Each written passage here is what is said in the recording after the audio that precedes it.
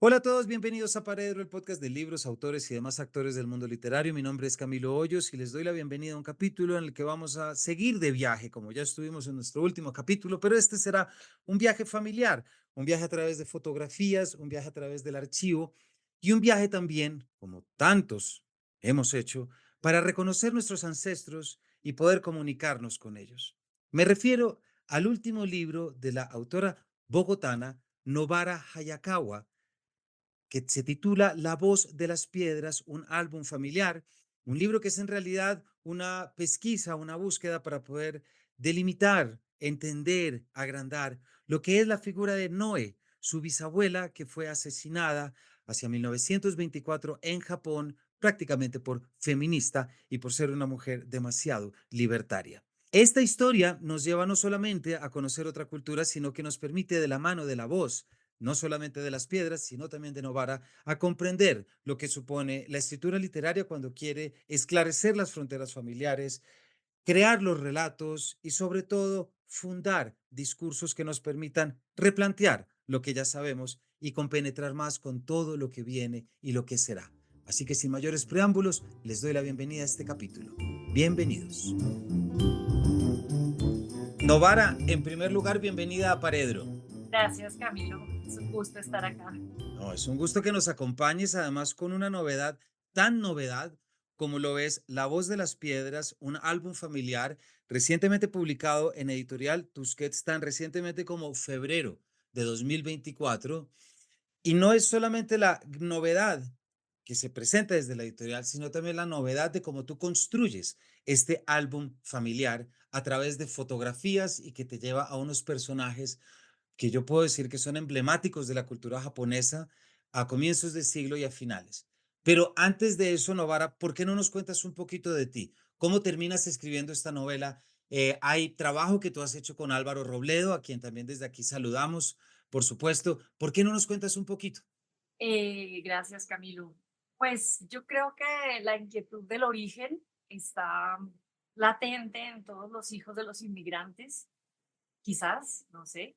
Yo la tenía siempre ahí como en algún lado revoloteando, como de dónde vengo, por qué soy así, por qué me veo así, pero hablo así, uno tan bogotano, pero con esta cara y este nombre.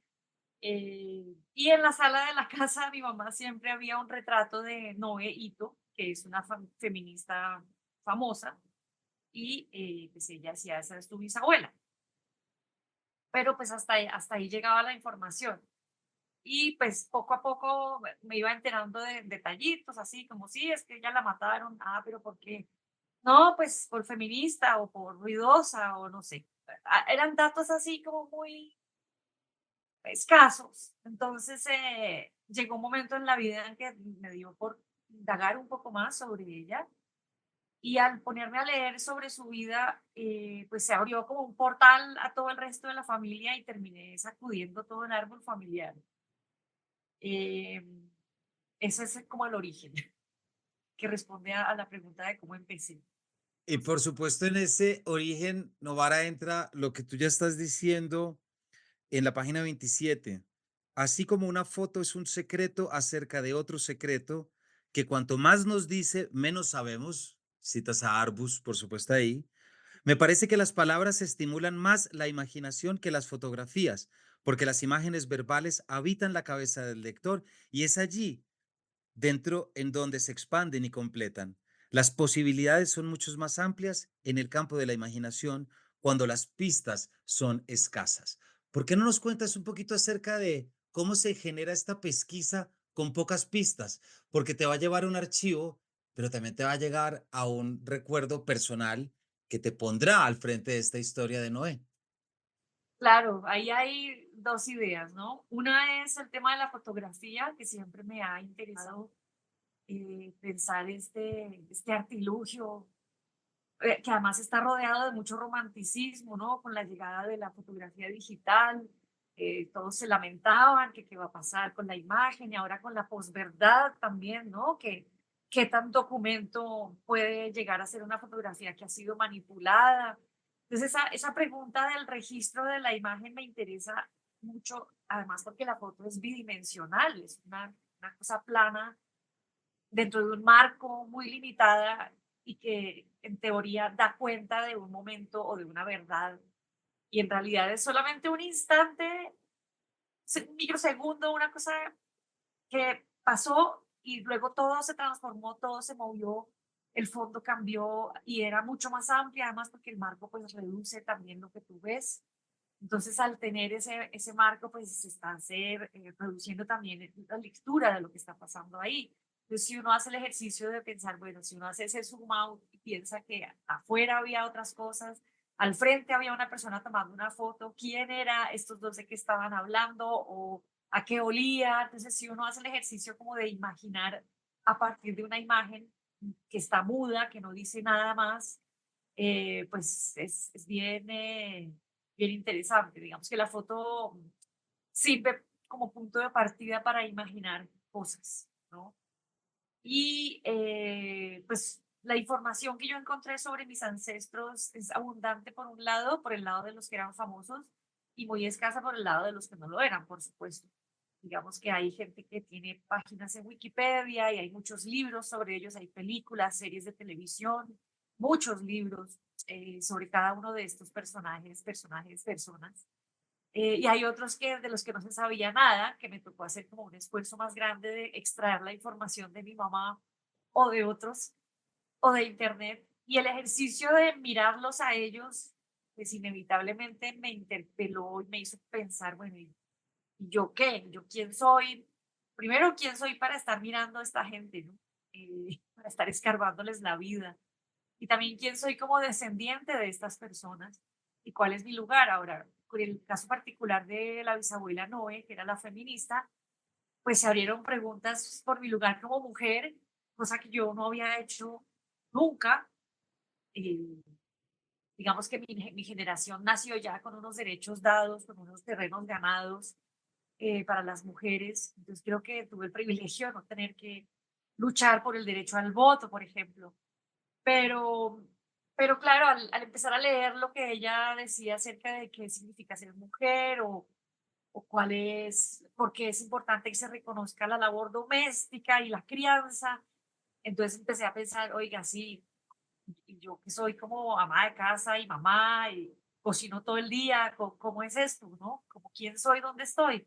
Entonces surge este diálogo como entre esos ancestros y mi propia vida presente y a la vez también me pareció que hacer una colección de biografías podía quedar muy seco, como un texto de pronto inerte, y me dieron ganas como de meterle, insuflarle vida desde mi vida presente.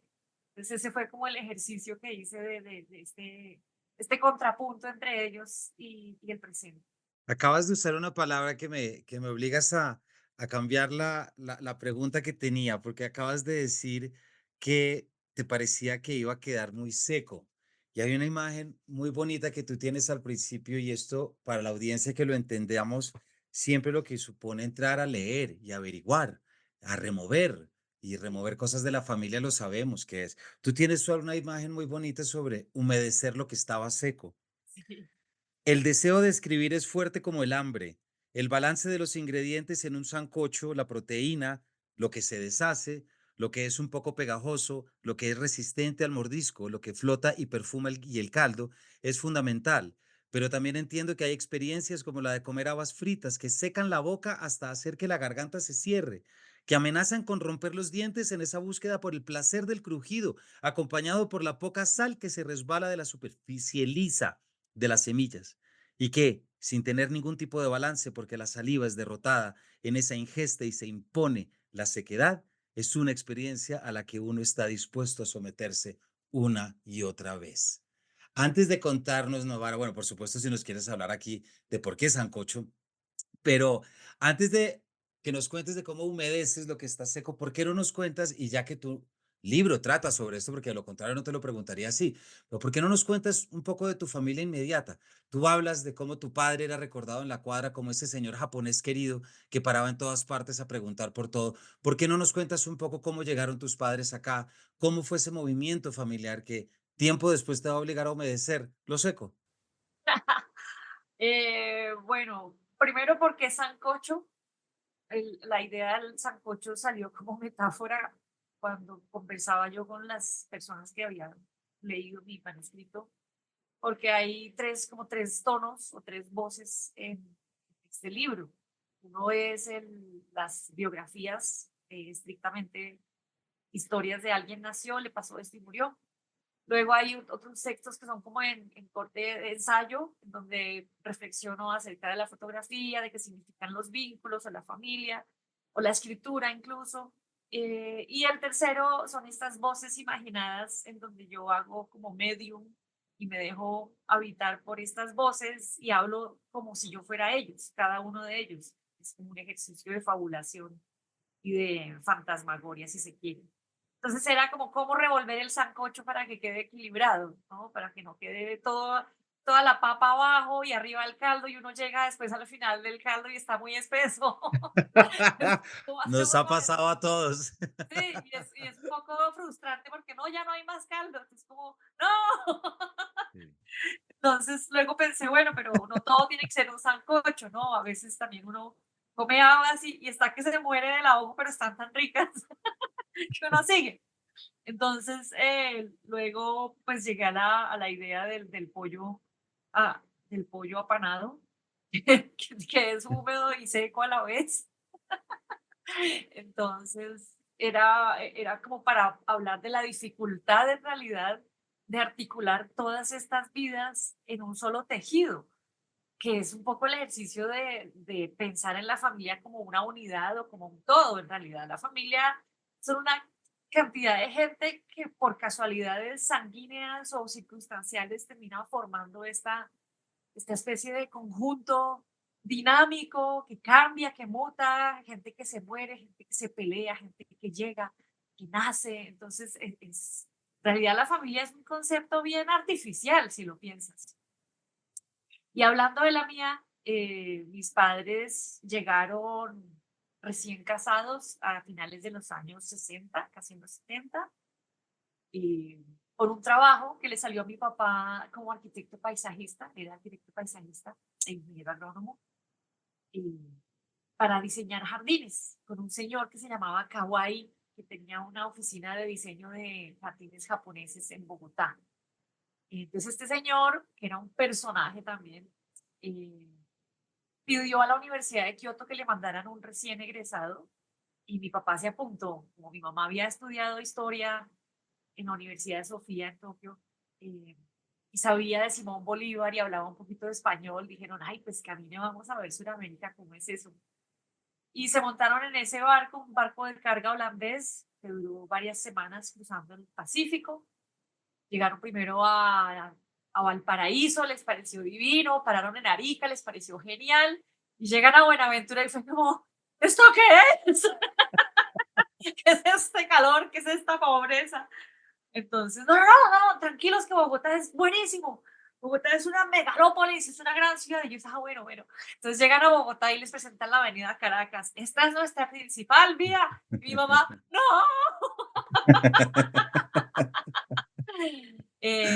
Algo pasó y es que conocieron colombianos, conocieron a sus amigos entrañables acá y se quedaron para siempre.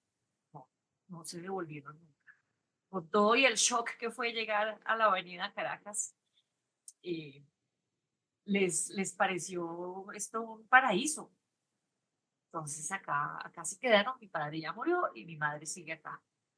Hay algo, Novara, muchas gracias en esto que nos cuentas y se conecta un poquito ya con lo que estábamos diciendo ahora. Y si se quiere, incluso, mira, en la página 44 tú dices eso, una revisión de la familia atraviesa también mi propia vida porque soy lo más cercano que tengo de lo que queda de ellos. Aunque vivo al otro lado del planeta, más de un siglo después me comunico en otro idioma y vivo dentro de este cuerpo.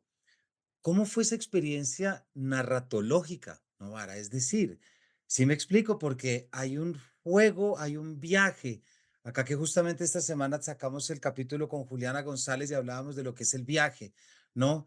El viaje que tú haces porque es un viaje de regreso, pero es un viaje en otra lengua, es un viaje Sí, con otras costumbres, es un viaje en el que tú arrancas desde el sancocho, me explico, y no el ramen, qué sé yo, sí, para sí. ponerlo. ¿Cómo fue esa experiencia? Es decir, qué te trajo, qué te dio, qué te conectó? Me intriga mucho porque creo que ahí hay una sensibilidad para que la audiencia lo sepa, de la cual uno bebe como lector sin importar nada. Es decir, es la experiencia propia, aunque el lector no se quede con todos los elementos históricos que tú bien le traes, ya está en la experiencia de la búsqueda de esta narradora. Bueno, el viaje no fue fácil, me demoré 5 años porque mi japonés no es tan bueno como yo quisiera. Puedo hablar bien, pero no puedo leer tan bien. Entonces fue lento, me tocaba escanear, me tocaba googlear y copiar y pegar en la herramienta de traducción, comparar diferentes herramientas de traducción porque todas traducen como quieren. Luego hice el ejercicio, por ejemplo, de traducir primero a español y luego a inglés, a ver cómo quedaba y era diferente. Entonces, en esta como cantidad de multiplicidad de versiones que salían, me tocaba imaginar una más, que es la mía propia. Entonces, es un viaje en el lenguaje y también viaje en la cabeza.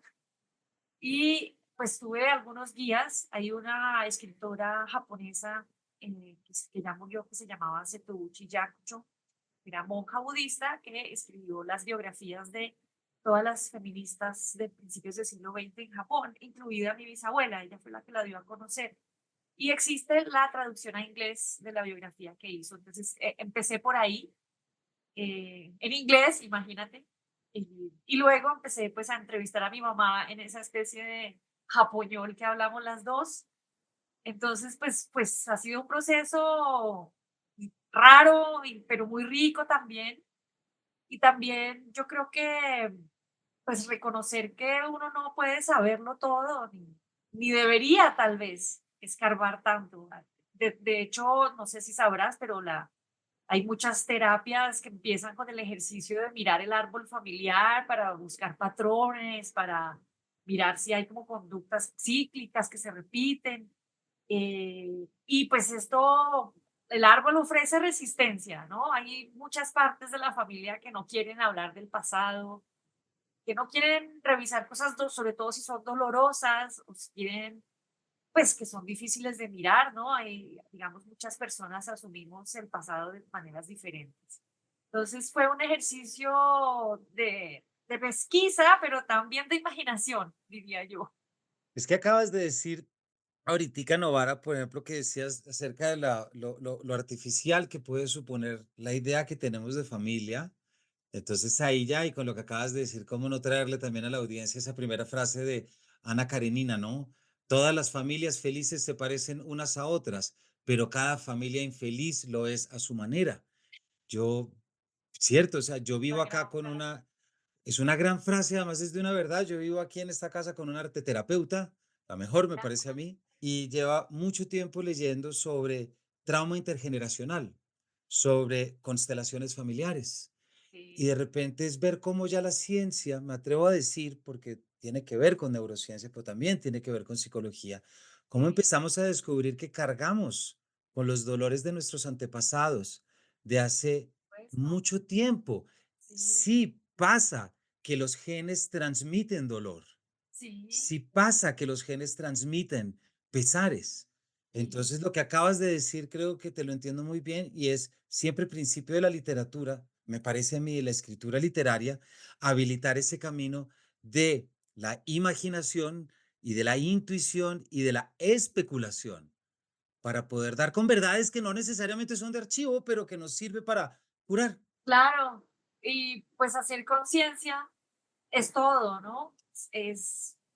Digamos que muchas veces me han preguntado que para qué hice este libro y yo pues digo para mí misma y para mi hija también. Hay un Claro. tema y de hecho para mis ancestras también. Esta gente que sufrió tanto, eh, que tuvo, pues varios tuvieron unas muertes muy violentas y pues uno se hace la pregunta, ¿no? ¿Qué tanto carga uno de esos dolores? Eso que hablas del trauma transgeneracional o intergeneracional. Pues normalmente uno solo mira las patologías, ¿no? Ah, sí, hay alcoholismo en la familia, o hay depresión en la familia, o hay este tipo de actitudes o rebeldías. Y sí, claramente uno dice, ah, usted salió artista porque su mamá es artista y su abuelo también era artista. Pues sí, claro, hay un tema de del entorno en el que uno crece, pero también hay una información tal vez integrada a nivel celular, ¿no? O místico, no sé cómo lo Sí. ponemos. Pero sí, yo creo que hacer este mirar hacia atrás sirve para poder estar en un presente más claro, ¿no? Para entender también uno por qué se comporta como lo hace. Y creo que eso funciona, es como si uno lo lleva a la historia de un país, pues es lo mismo, ¿no? No repetir la historia.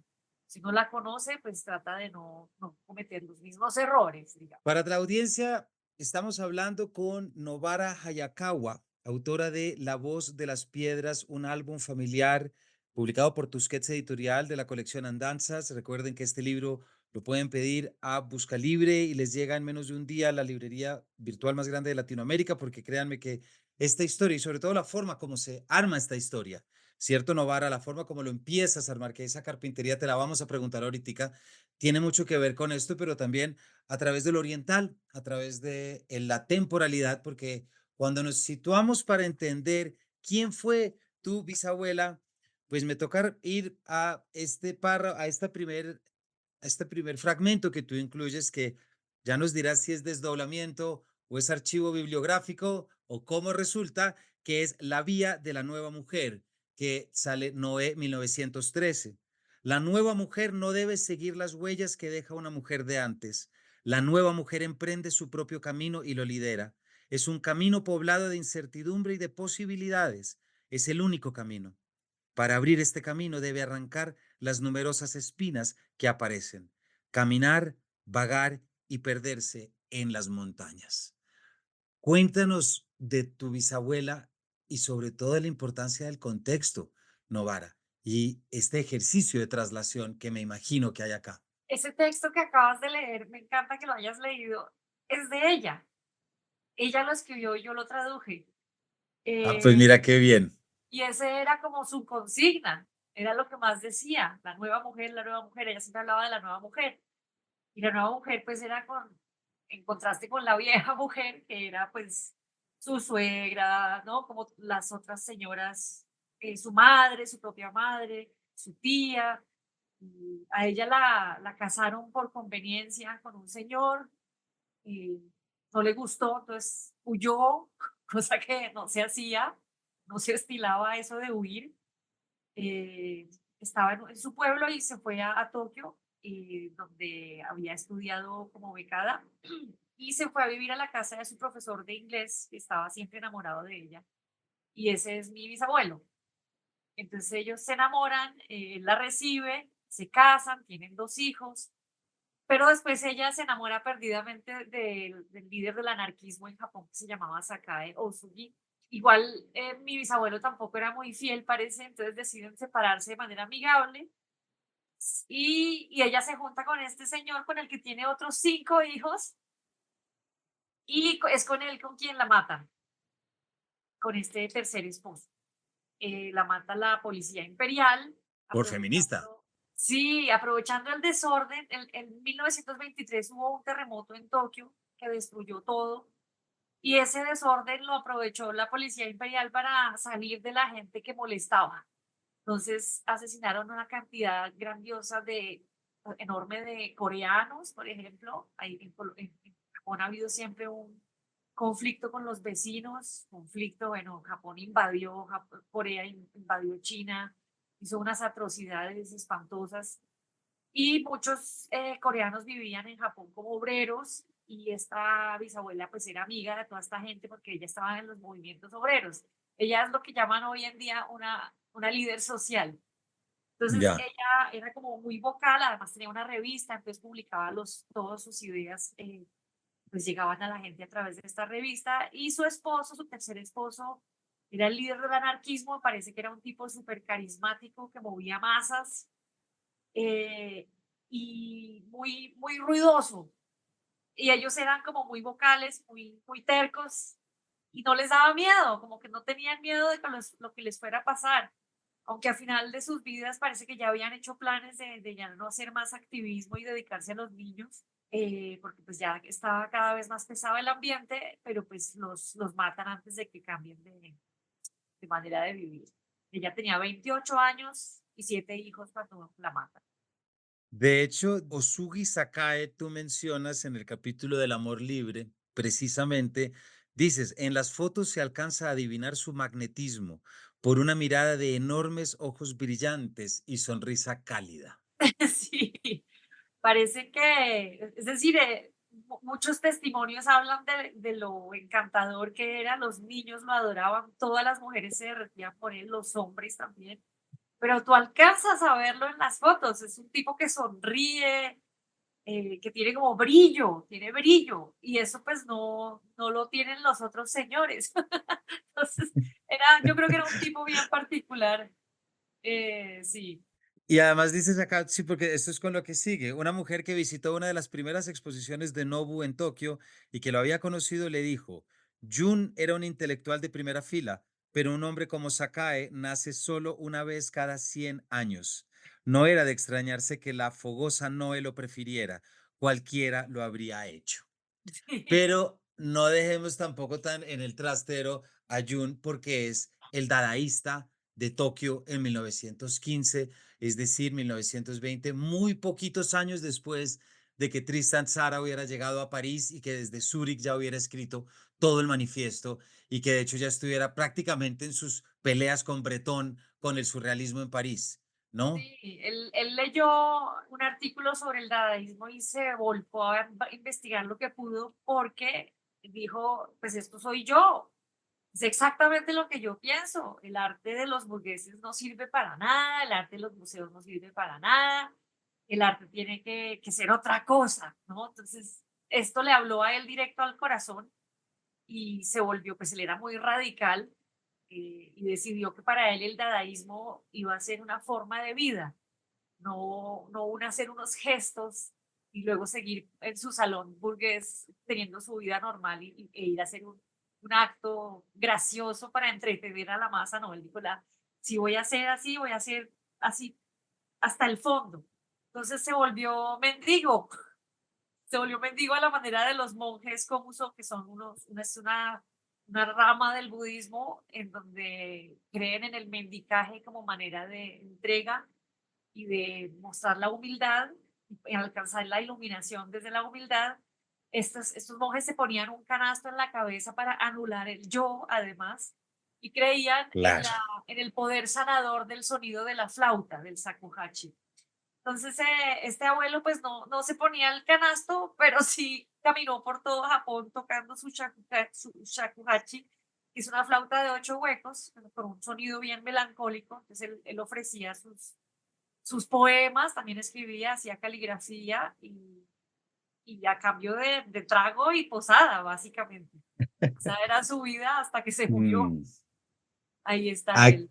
Aquí, para quien nos esté viendo, recuerden que esta entrevista también la pueden ver en nuestro canal de YouTube. Aquí estamos mostrando precisamente una de las muchas fotos que ahorita tendremos que volver sobre ese tema y ese registro. Una de las muchas fotos, perdón, que utilizas en que muestras a Tsushi Yun en 1900, cerca a 1940, precisamente con su flauta. Pero, Sí. Novara, mientras te escucho, luego el libro leído y todo, pero mientras te escucho, digo como qué sorprendente tiene que ser darte cuenta que, hemos dicho que echando en tu árbol, si se quiere, ya como decías ahorita, de repente aparece un poeta dadaísta desde el Japón, luego una mujer feminista que inspira a la nueva mujer, que hace lo que no hace, y luego estás tú desde Bogotá preguntándote cómo voy yo ahí, de la forma Ah, más colombiana, además. Y eso te quiero preguntar, Novara, ¿de qué forma sientes tú que mejor fuiste ahí? Es decir, ¿qué fue aquello con lo que tú sentiste un reconocimiento, casi que lo supieras de antemano? Porque eso pasa con la familia, como llegar a verdades que ya habías adquirido. ¿Cuál fue ese punto en el que tú te encontraste y comulgaste con esta escritura y con este tema para ti? bueno, es una pregunta muy bonita, gracias. Yo creo que el reconocimiento de esas vidas me ayudó a reconciliarme un poco con la mía. ¿En qué aspecto? En el tema de la marginalidad. de alguna manera todos estos personajes transitaron la periferia de la historia, es decir, no eran grandes políticos, eran los rebeldes que estaban en contra del sistema.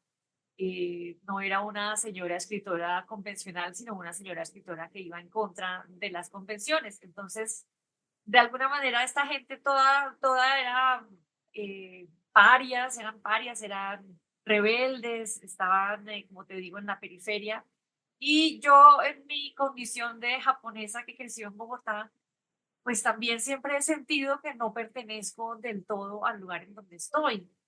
Entonces, entender que de todas maneras tener las propias ideas o hacer arte o dedicarse a hacer unas búsquedas personales que no de pronto no están de moda o no van como en concordancia con lo que está sucediendo, es otra manera de existir que está bien, que también está bien, que se vale ser así.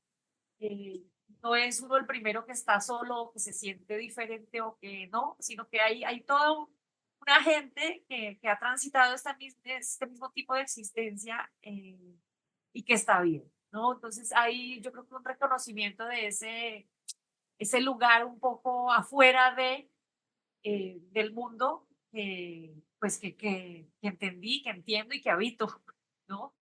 Y ahorita te estaba viendo, Novara, el fondo que tienes en este momento es una ilustración que me imagino que es tuya, Sí, ¿cierto? Sí, eso lo pude ver. ¿Cómo fue el es- ejercicio también de ensamblar un texto si tu relación con lo textual había sido a partir de la ilustración? ¿Te generó algún problema o no no, necesariamente? yo, esto es de la colección de libros con Álvaro Robledo, creo que sale en Hola Gratitud, quizás, ¿sí? Eh, yo siempre he dibujado, siempre he tocado piano, siempre he cantado, y siempre he escrito, aunque lo hacía para mí misma. Entonces ahí son procesos paralelos y que se nutren entre ellos. Están todos enlazados. No están separados como en... Es que hoy en día la academia y la idea de la universidad separan los conocimientos y los oficios. Te hace pensar que si haces una cosa no puedes hacer la otra, ¿no? Y entonces hablan del hombre renacentista, ¿no? Esta gente que hacía de todo. Pero no, es que eso es el ser humano Claro. puede comer chicle y caminar al mismo tiempo. Es decir, uno no tiene por qué estar haciendo una sola cosa, porque, y esas limitaciones vienen como de este sistema educativo que dice, no, tú solamente te vas a dedicar a dibujar, y entonces no leas y no hagas nada más. No, pues uno de pronto tiene otras inquietudes y hoy en día además más herramientas, ¿no? Con el computador y con todas estas cosas de edición, uno puede hacer video y puede hacer animación y puede hacer música. Es maravilloso. Entonces, No, claro, digamos que los medios ahora permiten que uno pueda explorar también otras maneras de expresarse. Así que, pues no fue raro ponerme a escribir este libro, pero sí era un libro que exigía más,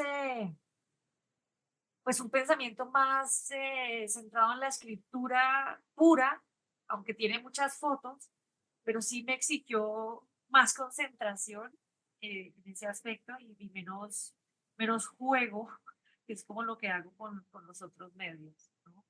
no, no, ahora gracias. Es que se me salió porque te veía acá, porque vi la ilustración que me parece muy bonita, entonces no podía. Pero quiero volver a la pregunta que te hice ahorita sobre ese punto en el que te sentiste más a gusto y más en comunión, pero quisiera saber también lo opuesto. ¿Qué es lo ¿Tuviste opuesto? algún, lo opuesto, tuviste algún momento en que lo colombiano o lo bogotano, es decir, la cultura en la que tú has nacido y te criaste, te hiciera extrañar algo radicalmente de lo que te encontraste de la cultura japonesa? No sé, yo no me siento completamente colombiana aquí y allá tampoco me siento japonesa, entonces no soy como de ningún lugar. Yo en algún momento del proceso de escritura pensé eso, ¿no? Eso mismo que tú me acabas de preguntar, lo pensé, no lo pude responder del todo, pero llegué a la idea de que en realidad mi patria no es la infancia, como dice Rilke, sino es el español. es el Ok. idioma, ¿sí? Es donde es mi casa es el español, es donde me siento a gusto, es donde vivo y es el que me habita también. Hay una escritora que me encanta que se llama Jhumpa Lahiri, que habla bengalí, inglés, y un día fue a Roma a un encuentro de escritores y descubrió que le fascinaba el italiano y tomó la decisión activa de volverse italiana. Y de escribir el libro de cuentos en italiano también, sí. Sí, y ahora publica en italiano como si fuera su lengua nativa y ella, entonces le preguntan mucho, pero usted de dónde es y por qué escribe así. Y dijo, no, es que los idiomas, los lenguajes son como espíritus que nos habitan. Entonces yo me dejo habitar por el italiano y entonces ahora soy italiana un poco. Entonces yo como que leí eso y dije, ah, pues sí, a mí me habita el español y cuando yo vivía en Japón y empecé a soñar en japonés y en inglés, me sentía muy triste porque me hacía falta ese sonido y ese ser en español, que es otra manera de ser. Uno realmente cambia su manera de ser según el idioma que hable, por la misma estructura mental que exige cada idioma, yo creo, y por la sonoridad y por el ritmo y por todo lo que trae, conlleva pues hablar en otro código. Entonces, sí, yo creo que más que hablar de una colombianidad o de una japonesitud, es más como del español. Pues mira que es muy bonito que la lengua sea lo que intercede y lo que medie entre dos culturas, porque en realidad, ¿qué es Sí, una cultura sin su lengua y qué es la vida sin el lenguaje y sin la capacidad precisamente para transmitirse? Eso es un principio que aquí no nos cansamos, que tiene que ver propiamente con el lenguaje, pero todavía más con el lenguaje literario, entendiendo el lenguaje literario es el lenguaje que exprime y que se claro. busca y que encuentra lo confuso, pero que aún así avanza Y que se lo bajo ninguna inventa. certeza y que se lo inventa también, porque es absolutamente válido y ese es precisamente el mundo de la imaginación, aquello que puede terminar inventándose pedazos para que tenga más sentido con el permiso de lo intuitivo y de lo imaginativo. Que el hecho de nombrar las cosas con palabras ya es inventárselas otra vez. Y esto que acabas de decir, no vale, ya nos queda poquito de entrevista, pero todavía nos quedan unos minutos, porque en esto que acabas de decir, de las palabras que se usan para decir, quiero también hablar de un pedacito en el que, claro, este libro surge y la audiencia que sepa que queda mucho libro por delante, estamos hasta ahora como picando la curiosidad, ¿verdad? Pero hay una parte muy importante y es lo que tú siempre escuchaste cuando veías la fotografía de tu bisabuela, la mataron. Y eso no es fácil cargar con eso de ninguna manera en ninguna familia porque es que ningún asesinato y ninguna muerte es algo que pueda traer paz, trae preguntas, trae cuestiones, ¿verdad? Y pesquisas. Me intriga mucho ese capítulo en que se llama El día en que nos mataron. Sí, la muerte es parte de la vida, ¿no? Digamos que no es tanto la muerte como la morida. Ya, ya, La, ya. la morida, digamos, la manera como se fue de este mundo, esa mujer, pues fue muy violenta. Y pues estamos en un país cargado de muertes violentas o en un mundo cargado de muertes violentas. Digamos que no es exclusivo de una región, es parte de la naturaleza humana también. Eh, y yo como que no, digamos, por un lado, en algún momento lo pongo en el libro, tenía siempre como dolor de garganta, los ganglios inflamados, y entonces alguna bioenergética me dijo, bueno, es que usted Sí. tuvo un ahorcamiento en algún momento de su otra vida, y yo, no, tal vez no. Pero luego cuando supe que la habían como asfixiado, dije, de pronto es un eco de ese trauma, ¿no? El cuerpo se acuerda de alguna manera, algo queda impreso ahí, es una idea que viene no sé de dónde, como del mundo de estos dibujos, viene de algún lado que no conozco. Pero hacer el ejercicio de fabularla, de pensar cómo era estar en los zapatos de ella y cómo era ser ella y pensar que ella fue una mujer que respiró, que parió, que lloró, que se rió, que comió, ¿sabes? Imaginarla como cuerpo vivo, pues fue bien, bien interesante, fue chévere, pero me vino a la mente casi dictado por ella el momento en el que se iba de ese cuerpo, ¿no? En el que dejaba de vivir. Entonces, bueno, cómo era ser ella y cómo fue morir, cómo murió ella. Y pues salió ese texto.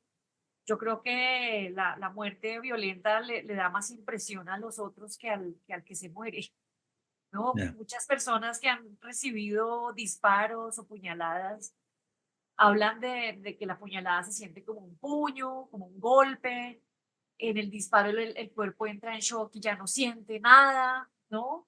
Entonces es más como la idea que tiene el otro de lo que sintió la víctima, lo que produce este terror, ¿no es cierto? Pero entonces ya si uno dice, bueno, ¿cómo se siente si a uno le están haciendo esto o lo otro?